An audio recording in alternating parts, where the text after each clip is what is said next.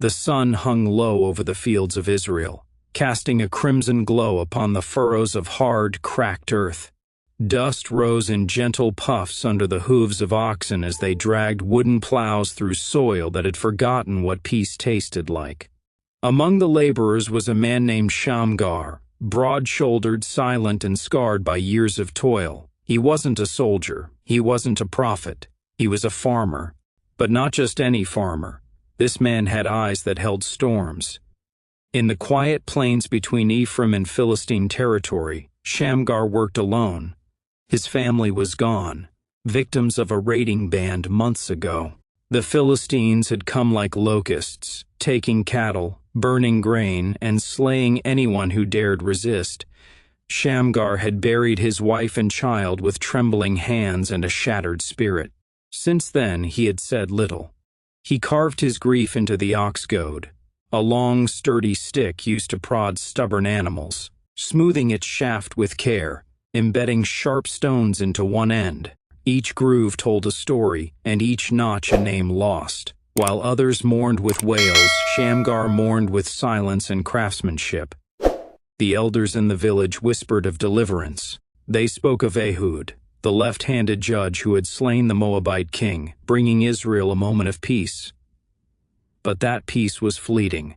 The Philistines surged again, their iron chariots rolling through fields of barley, their soldiers laughing as they plundered the poor. And now everyone waited, for a savior, for a miracle, for someone else to rise. But SHAMGAR was done waiting. Weapons were forbidden. The Philistines had ensured that the Israelites were disarmed, forbidding blacksmiths from operating freely. Anyone found with a blade was put to death, and any who resisted were crucified on olive trees as a message to others. So SHAMGAR trained in secret. By day he plowed. By night he fought shadows. The ox goad became an extension of his arm. He spun it, jabbed with it, swept it low, brought it down with force against tree trunks until bark exploded. His hands blistered and bled, but the pain grounded him. Every thud against wood echoed the cries of his wife. Every breath he took was a prayer, not of words, but of resolve.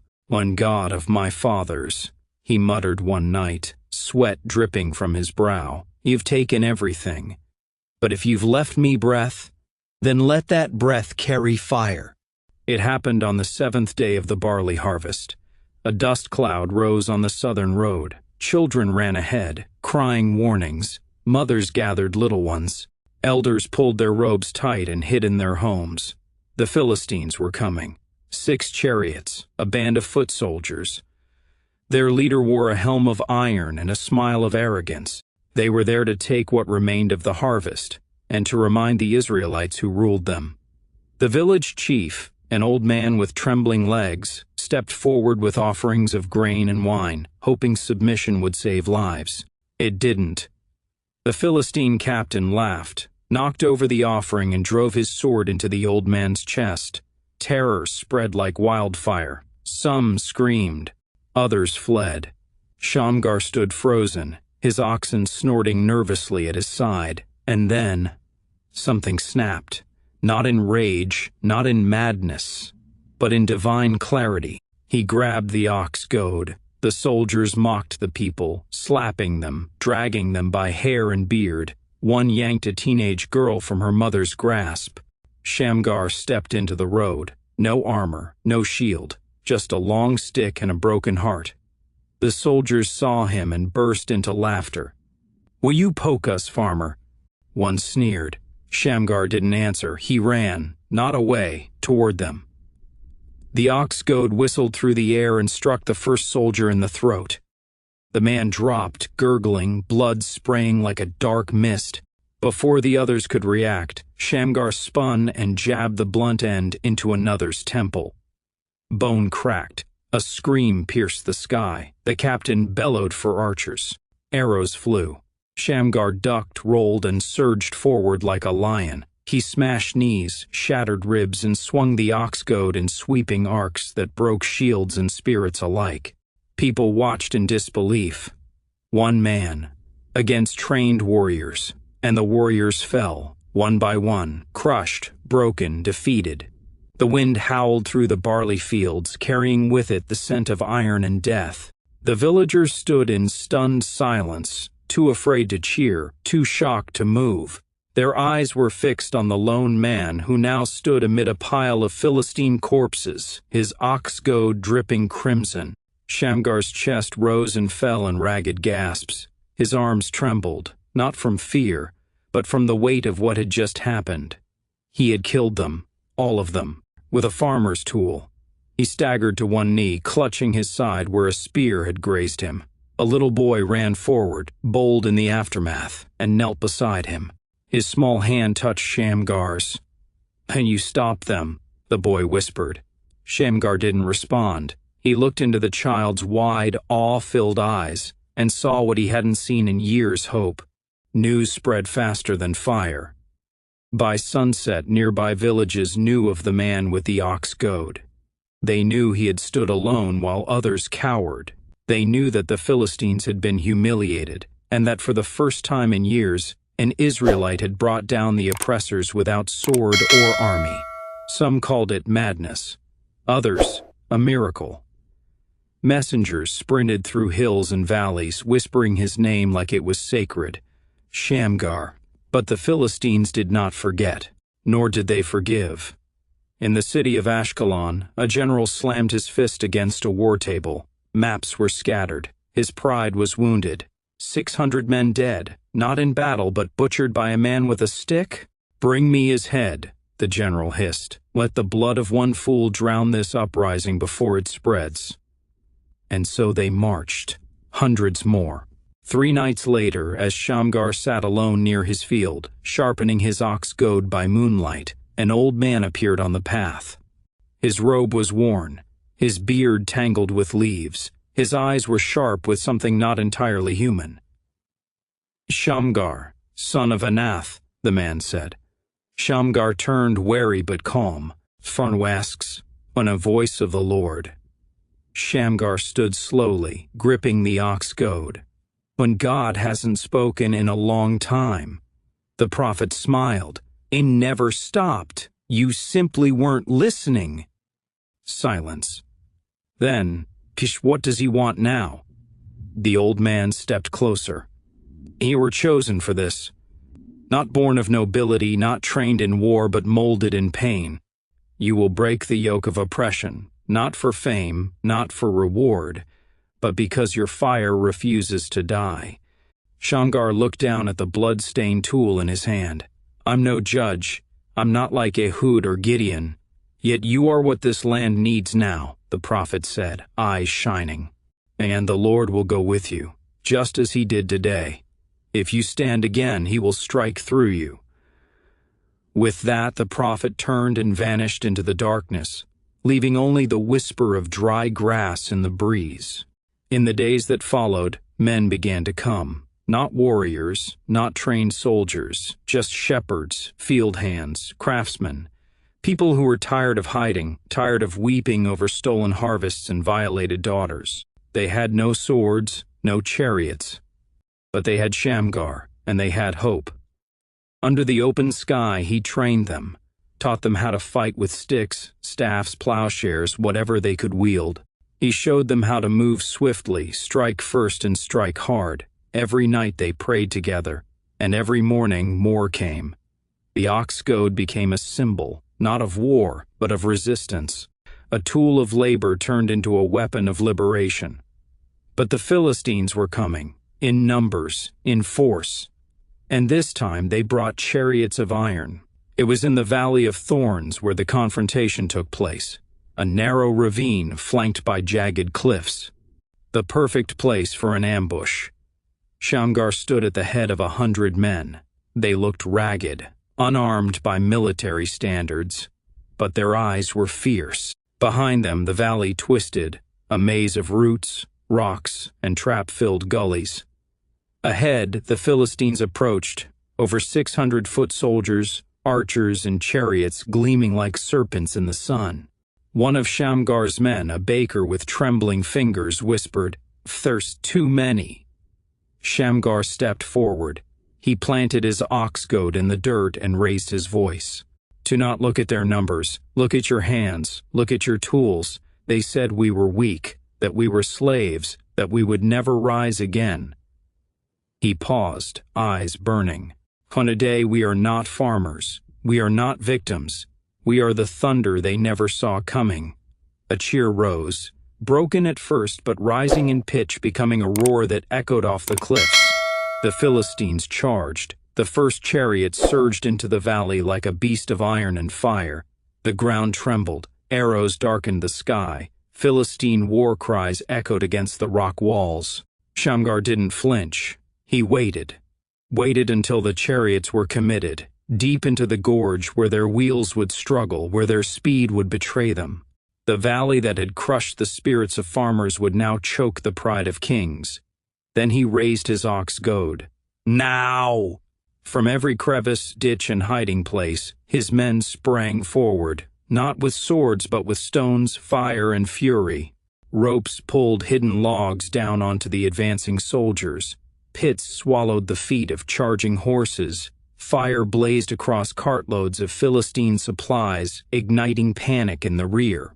The narrow gorge became a trap of screams and chaos, and through the center of it all charged Shamgar. He was no longer just a farmer, no longer a grieving man with nothing to lose. He was a storm in human form, swift, precise, and unstoppable. The ox goad flashed like lightning, crushing skulls, cracking ribs, sweeping enemies from their feet. He struck with the ferocity of a lion and the discipline of a blacksmith hammering iron. One soldier lunged with a spear. Shamgar sidestepped, slammed the blunt end of the goad into the man's throat, then turned and drove the sharpened end into another attacker's chest. Behind him, his men fought like wolves, emboldened by his courage. A potter swung his kiln paddle like a sword. A young boy flung flaming oil onto Philistine shields. A shepherd used his sling to deadly precision, striking eyes and throats. The Philistines reeled, not because of weapons, but because of something they had never encountered before. Fear, the Philistine general shouted from his war chariot, rallying his remaining troops. "Regroup! Crush them! They're peasants!" But even the chariots were useless here.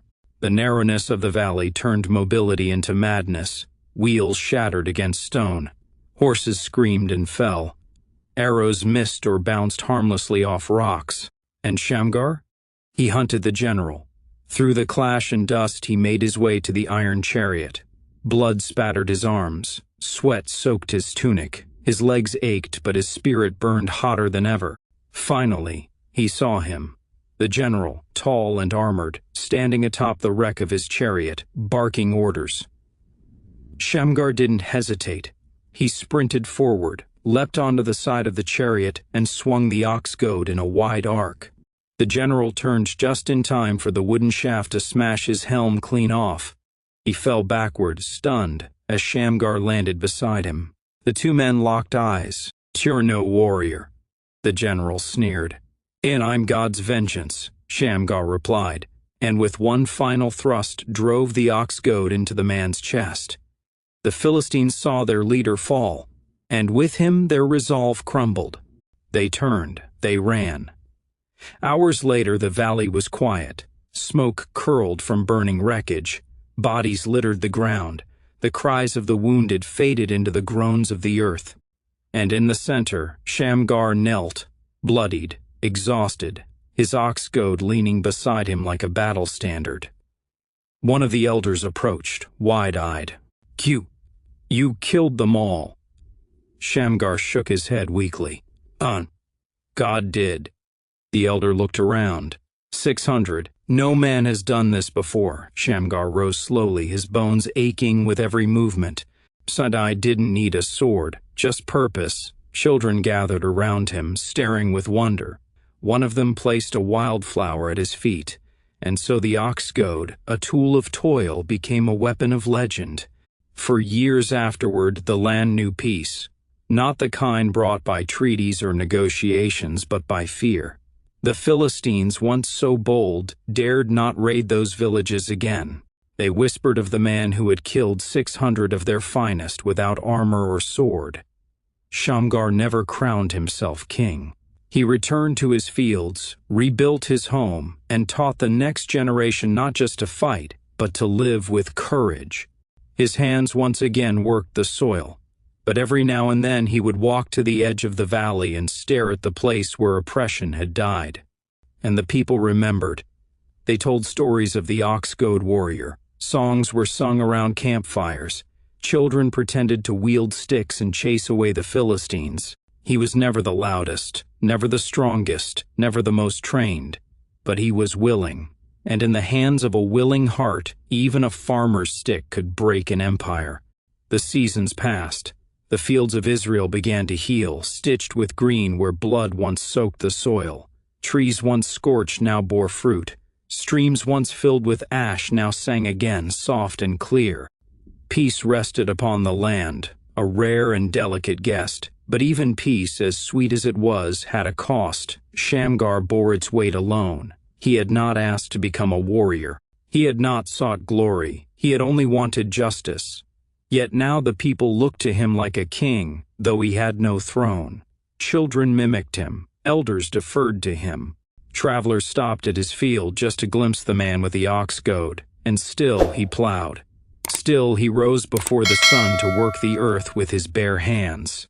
The same hands that had once crushed skulls now gently scattered seed. But at night, alone and quiet, he sat with his memories. His wife's laughter, his daughter's smile, the haunting silence of the grave. The peace he had brought to the land could not undo what had been taken from him. One night, as Shamgar repaired a fence under a moonless sky, a rider approached on a lathered horse. The man dismounted before the house, breathless, eyes wide. "But they've returned," he gasped. Shamgar set down his tools. "Oh, and not Philistines, worse. Raiders from the sea, foreign tongues, savage faces. They move like shadows, burning everything in their path." Shamgar narrowed his eyes. "Where?" "West. Near Shiloh. 2 villages gone already. No survivors." Silence fell between them. Then Shamgar stepped inside. When he returned, he was dressed in a leather tunic. In his hand, the ox-goad. The rider swallowed hard. "You're going to fight them? Alone?" Shamgar gave a weary smile. "I've done it before." The invaders were not like the Philistines. They moved swiftly, struck at night, and left no trace but fire and silence. They bore no banners, wore no armor, and carried curved blades that hissed through the air. Some whispered they were demons. Others believed they were sent by false gods. But Shamgar knew they were wicked. He tracked their path by charred fields and broken bones. Villages smoldered in silence. Cattle lay slaughtered in pens. Mothers wept for children never found. By the 5th day, Shamgar reached the outskirts of a town still burning. From a nearby hill, he watched shadows move through the flames, swift, brutal figures collecting spoils, slashing those too slow to run. There were no screams left, only embers, and into those embers walked Shamgar. The first raider he encountered didn't even see him. One strike from the ox-goad, and the man dropped with a broken spine. The second swung wildly, blade gleaming, but Shamgar ducked low and drove the sharpened end of the goad beneath his ribs. Fire crackled around them. Sparks filled the sky like falling stars. The town was a graveyard of smoke. 3 more came at him, nimble, fast, trained killers. But Shamgar was no longer just a man, he was legend. The ox-goad moved like the wrath of God. One blow shattered a kneecap. Another crushed a jaw. He ducked, rolled, and parried with the wooden shaft, letting their speed become their downfall. Within minutes, 6 raiders lay dead at his feet. The last turned to run. Shamgar let him go. He wanted them to know he was coming. Word spread once more, not just in Israel but beyond. Raiders heard tales of a man who walked through fire and fought like death itself. They spoke of a staff that broke steel, of a gaze that turned men to dust. And so, once again, the oppressed came to Shamgar. He didn't call for them, he didn't raise an army, but they came, fathers, sons, even mothers who had lost everything. They brought no gold, only pain, and the will to fight. Shamgar trained them as he had before, not to be soldiers, but to be protectors, to fight for their neighbors, for their families, for the right to plant seed without fear. But this enemy was different. This enemy did not fear God, and so Shamgar began to pray. One night, as the campfire crackled and men slept beneath the stars, Shamgar sat alone. The ox goad rested across his knees. "Why me, Lord?" he whispered. "And I'm tired." The fire flickered. "And I'm not Moses, not David. I'm just a man with a stick and a broken heart." The wind stirred, warm and soft. Then a voice, gentle, deep. "It is not the sword that wins the battle, Shamgar. It is the heart that wields it." He looked around, heart pounding. The voice continued, "I did not choose you because you were strong. I chose you because you stood when others bowed. You held the line when all had fled. You gave me your pain, and I gave you my power."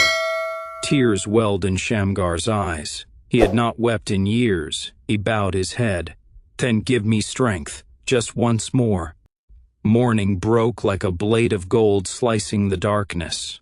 The air was heavy with tension. Dew clung to the grass, and mist veiled the hills like a waiting secret. In the valley below, the raiders gathered, hundreds of them. Scarred faces, foreign tongues, and blood-colored war paint. They laughed and shouted, confident in their numbers, certain of their dominance. They had crushed towns, burned families, turned Israel's fields into ash. But this day, they faced something different.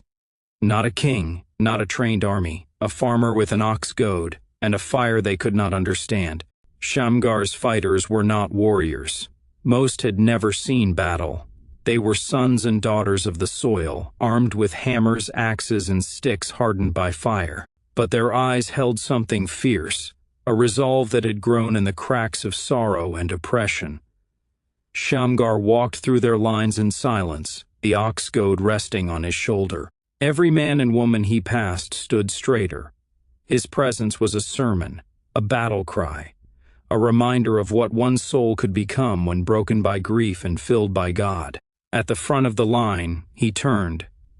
"Today they expect to slaughter us," he said, voice low and steady. "Can you see farmers, old men, children?" He paused. "But they forget. The last time I stood alone, God stood with me." A murmur of awe rippled through the ranks. "This time, he doesn't just stand with one," Shamgar said. He stands with all of us." He lifted the ox goad high. "No more hiding, no more running. We are the line, and today we do not move." The enemy came with wild fury, blades raised, voices screaming in savage glee. They thought it would be another slaughter. But they met fire. Shamgar's people did not break. They met the raiders in the valley with coordinated force, using the terrain, the traps, and the lessons he had carved into them. Spears hidden in trenches rose into charging bodies, nets dropped from trees, stones rained down from hillsides, and through the chaos Shamgar fought. He moved like thunder, brutal, rhythmic, and unstoppable. The ox goad flashed in arcs of fury, cracking ribs, sweeping legs, piercing armor. He was everywhere, rallying the weak, saving the cornered, leading the charge. Blood sprayed his tunic. Splinters dug into his palms. But he did not slow. He had found something deeper than revenge. He had found purpose. At midday, the sun burned high, and the cries of the dying echoed across the valley. The enemy's first wave lay broken. But more came, dozens more. Shamgar's men were exhausted. Many were wounded. The line began to tremble. And then, the enemy general, tall, cloaked in red, with a blade curved like a serpent, stepped forward, pointing at Shamgar. "You," the field quieted as he approached.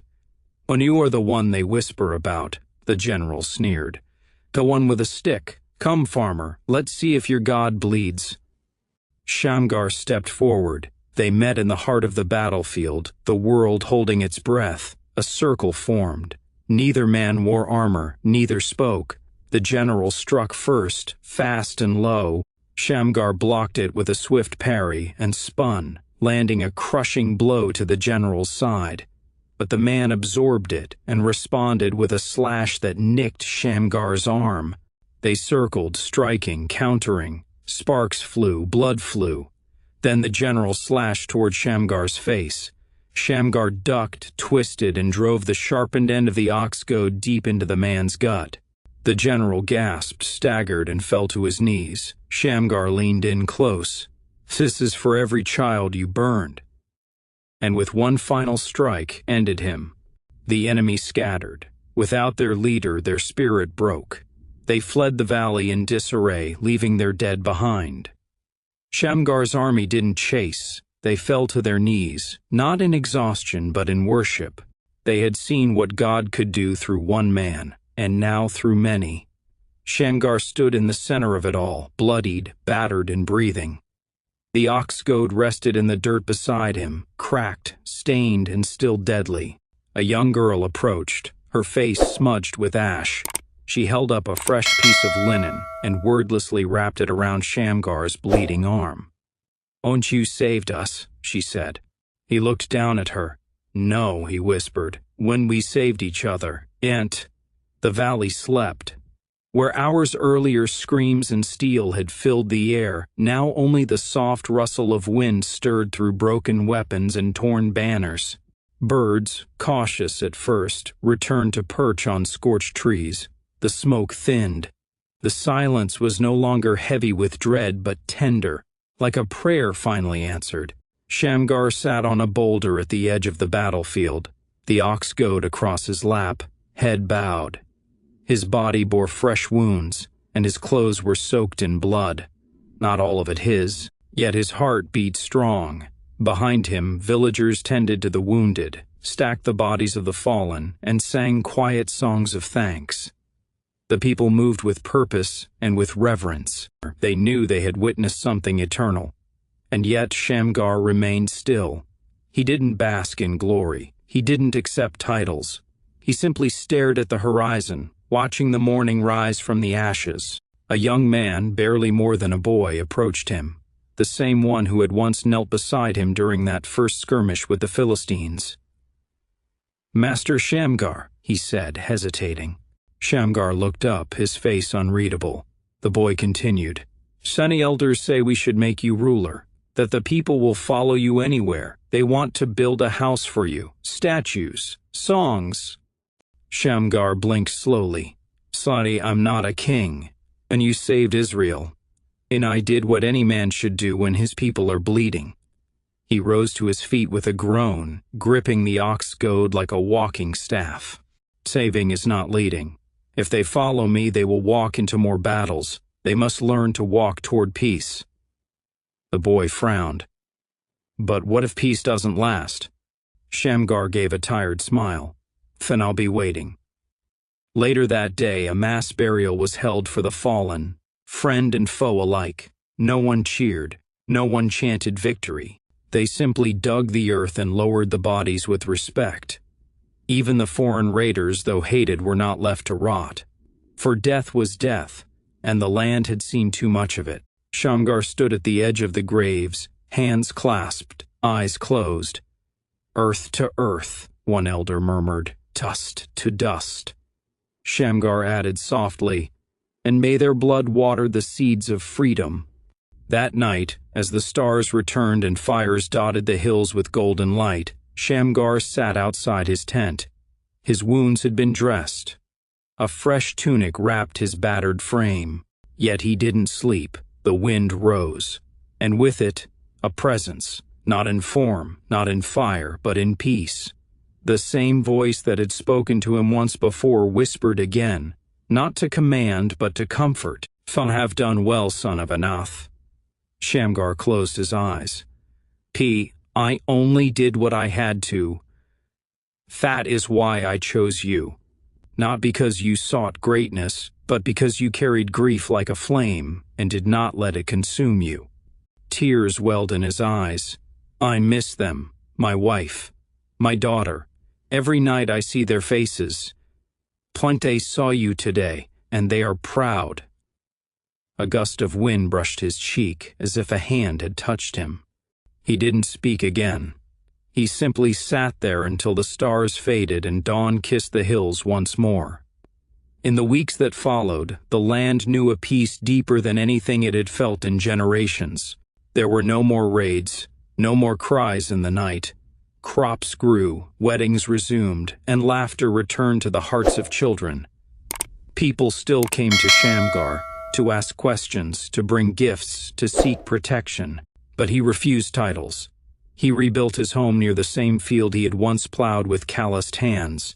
There he taught others not just how to fight, but how to live, how to endure, how to build.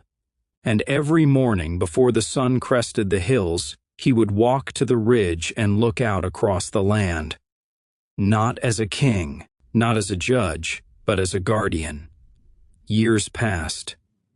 Shamgar grew older, his beard silvered, his body slowed, but his spirit remained sharp. One day a stranger came from afar, a scribe sent by a new generation who wanted to record the stories of old. He found Shamgar sitting beneath an olive tree, carving lines into a piece of wood. "You are Shamgar?" the scribe asked. He nodded. "I've heard legends, that you killed 600 men with an ox goad, that you defended a whole nation alone." Shamgar smiled faintly. "Legends stretch. I was never alone." The scribe opened his scroll. May I write your story?" Shamgar considered it for a long moment, then nodded. "Write this." He paused. "Write that when darkness covered the land, a man stood. Not because he was brave, but because no one else did." The scribe blinked. "That's all?" Shamgar leaned back against the tree. "Shit's enough." Years rolled by like water over stone, slow, silent, unrelenting. The name Shamgar became both history and myth. In some villages, elders told of him as a warrior whose ox goad split mountains. In others, he was remembered as the man who stopped an army without lifting a sword. To many, he was more than a man. He was a movement, a memory, a message that God could use anyone, even a broken farmer. But to Shamgar, he was just a man with a story he never wanted to live. His back bent with age. His hands, once firm and furious, now trembled as he carried water. Yet every morning he still stood at that same ridge, watching the sun rise over the valleys of Israel. His eyes, though clouded, still saw everything. The fields that once burned, now golden with harvest, children playing where chariots once rode, and laughter where silence had once ruled. One afternoon a young man arrived, dusty from travel, his cloak torn at the hem. His eyes were sharp, but his spirit wore a strange weight. He found Shamgar seated beneath the olive tree, sharpening a bladeless piece of wood. The ox goad, worn now, nearly smooth from years of handling. "You're him," the traveler said. "Tart, you're the one they speak of in Shiloh, in Hebron, in Beersheba." Shamgar raised a brow. "Signed, I'm the one who's old and trying to enjoy his olives." "Sit."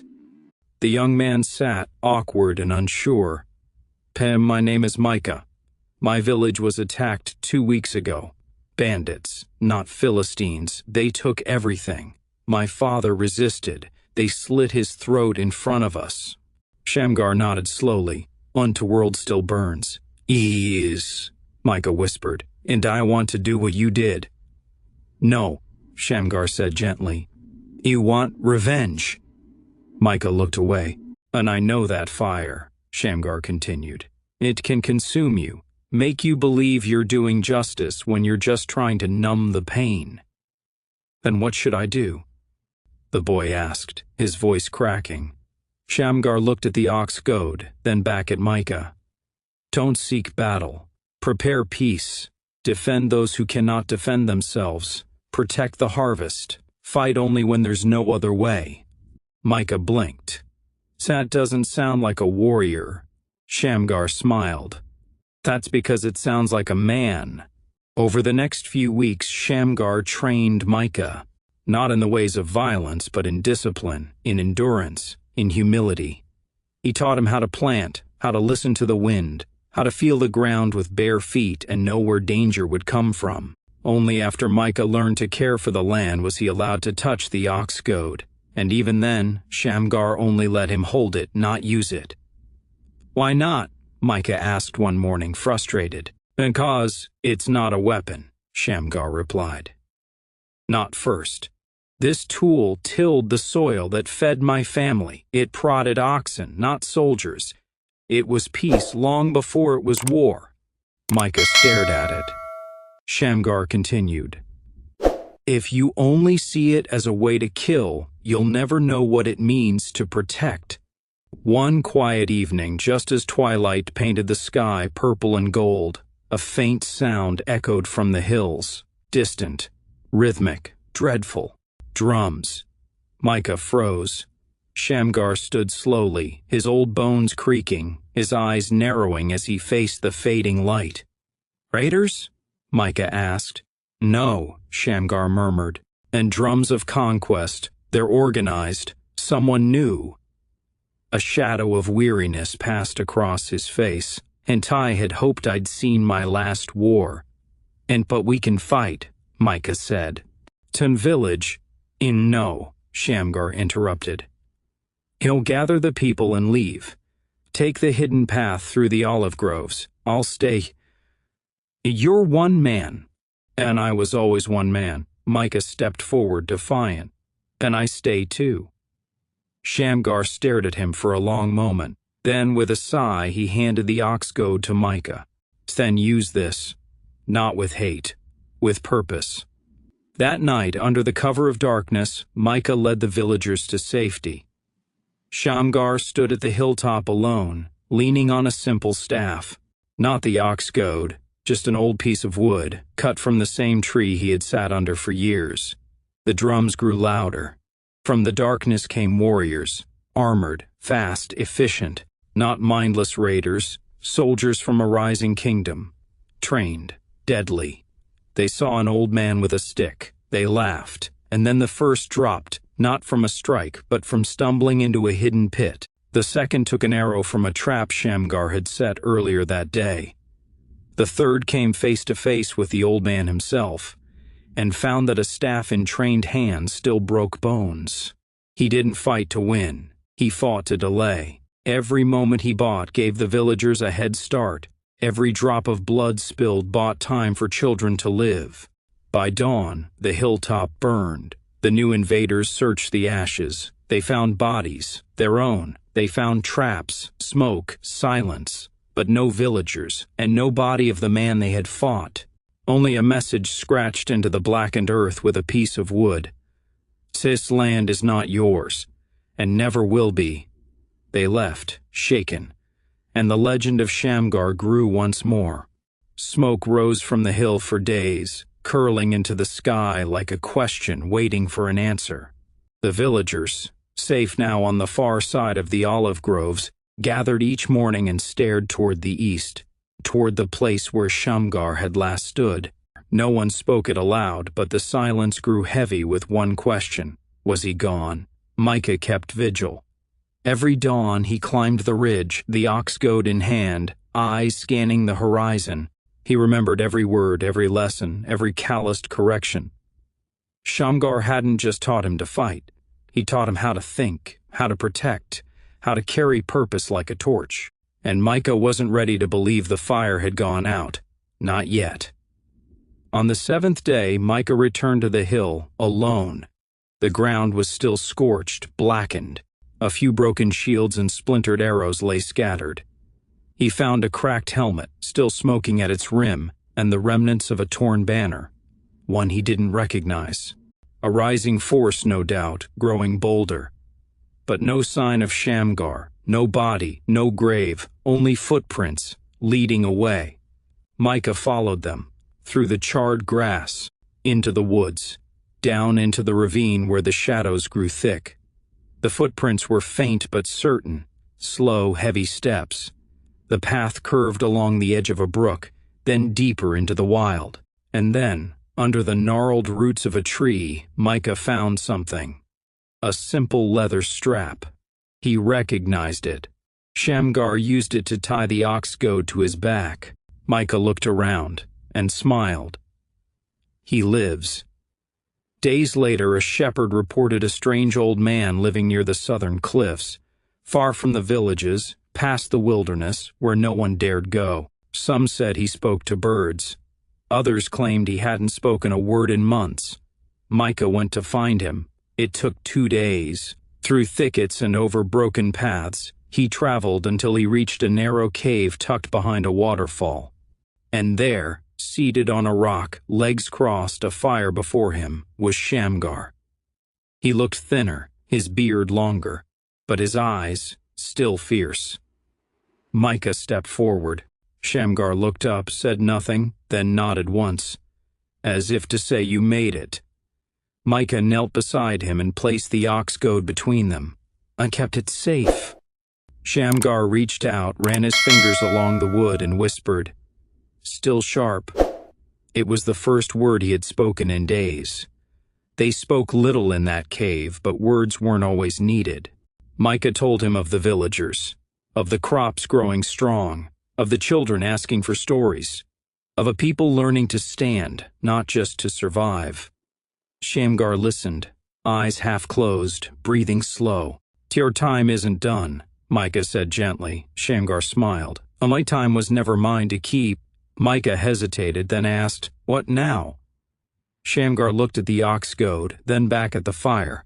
"And I fought because I had nothing left," he said. "But you fight because you have something to build. That's stronger than vengeance. That's how nations are born." He picked up the ox goad once more and handed it to Micah. "It's yours now." Micah stared at it, unsure, almost afraid. "You're not dying?" he asked. Shamgar shook his head. "Not today." Micah blinked. "Then why give it to me?" Shamgar's eyes gleamed. "Because even the fire needs rest, but the flame must keep moving." Weeks later, rumors spread of a young protector walking the roads of Israel, carrying an ox goad, helping the weak, facing down raiders and lawless men. Some claimed he was Shamgar reborn. Others said he was his son. Only a few knew the truth. He was the student who carried a legacy. Shamgar returned to the hills of his youth, building a small home from stone and clay. He no longer needed the battlefield. His work was done. But sometimes in the cool dawn, he would walk out with a cane in hand and stand on the same ridge he always had, watching the land. A man not forgotten, a name not erased, a warrior not of ambition but of calling. Children would later ask, did he really kill 600 men with a stick? Was he truly one man against an army? Did he speak with God? And their parents would smile and say, yes, but that's not why we remember him. Then why? Because he stood when others bowed, because he stayed when others fled, because he didn't wait to be chosen. He simply answered when the cry rose. The roads of Israel had grown quiet again, but not because fear ruled them. It was peace, genuine, hard-earned, and guarded not by kings or swords, but by memory. And by Micah. He traveled from village to village with the ox goad strapped to his back, the very one Shamgar had passed to him. People welcomed him not as a judge or ruler, but as a living reminder of what faith, courage, and obedience could do. He spoke softly, listened more than he taught, and defended fiercely when injustice showed its face. He became known as the Young Watcher, the one who stood where the lines blurred, who kept chaos at bay, not with fire, but with the quiet strength Shamgar had planted in him. In his presence, raiders turned away. In his footsteps, communities grew stronger. But still, Micah missed his teacher. One day, while traveling through the olive groves near the southern hills, Micah returned to Shamgar's cottage with food and news. But when he stepped inside, he found no sign of the old warrior. Instead, he found a small wooden box beside the fire. Inside it, a scroll, sealed with a piece of dark wax bearing a crude carving of an ox goad. Micah broke it open. It wasn't a declaration or a command. It was a journal, short, rough, and filled with scribbled thoughts, written in Shamgar's shaky but determined hand. Micah read it aloud under the fading light. "And I was not chosen because I was strong. I was chosen because I refused to die doing nothing, and did not want to lead. I wanted to heal. But healing sometimes begins with a broken line that no longer retreats. And if you find this and you carry the ox goad, remember, you are not a weapon. You are a reminder that anyone can be the answer to someone else's prayer." Micah sat in silence. He had thought Shamgar's story was over, but now he saw. The man had been writing it the whole time, not just with ink, but with his life. Months later, war stirred in the north. Not from Philistines, not from raiders, but from old rival clans seeking to reclaim ancient lands. Arguments turned to violence. Villages picked sides. Brothers turned on brothers. Micah traveled there, not to fight, but to speak. At first they mocked him. What could one man with a wooden staff do in the face of tribal blood feuds? But then he stood between two clashing bands, lifted the ox goad and slammed it into the ground. He told them the story, not of conquest, but of sacrifice. He told them about Shamgar, the man who lost everything and still stood, not to rule, but to protect. And in the stillness that followed, blades were lowered, not in defeat, but in understanding. A man with a staff had done what warriors failed to do. Far from the gathering crowds in the hills of solitude, Shamgar awoke one morning with a stillness in his bones. Not pain, not weakness, just peace. He looked out over the land, remembering the cries of battle, the songs of freedom, the feel of blood on his hands, and the prayers whispered over shallow graves. He wasn't afraid of death. He had faced it too many times. But this time it came not as an enemy, but as a companion, a quiet ending to a life that had poured itself out. He sat beneath the olive tree, just as he always had, and breathed one last time. When word spread that Shamgar had passed, people from across the land came, not to mourn a warrior, but to honor a guardian. There were no golden tombs, no marble statues, just a simple grave beneath the olive tree, marked with a stone and carved with 7 words.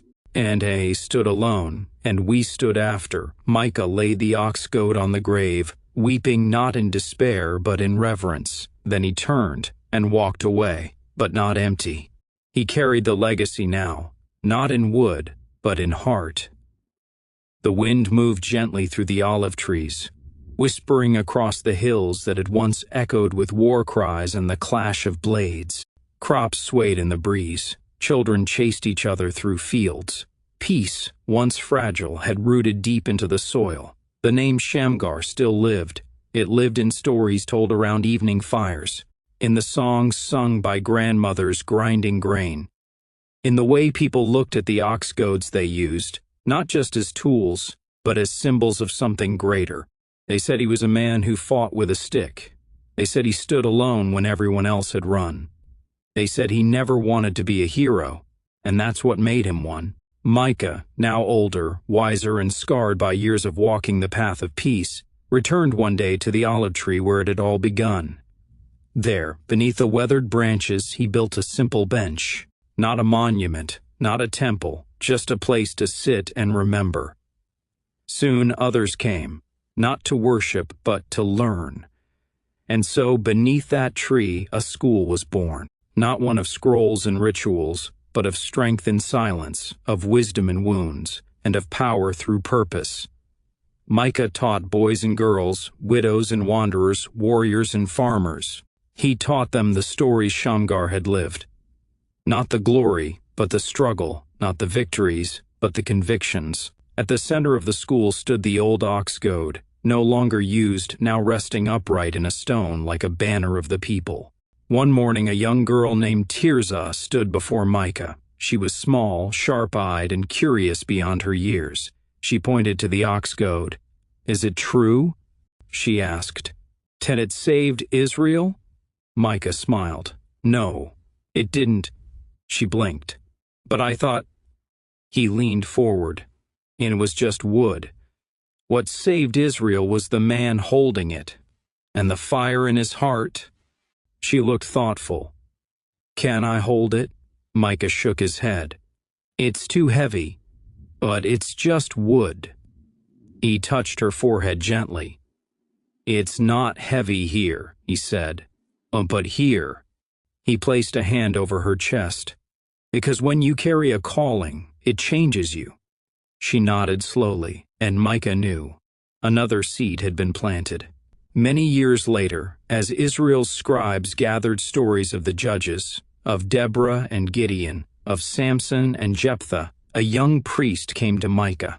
"Well, we're writing the scroll," the priest said. "In the official record of the deliverers of Israel, we've written of Ehud.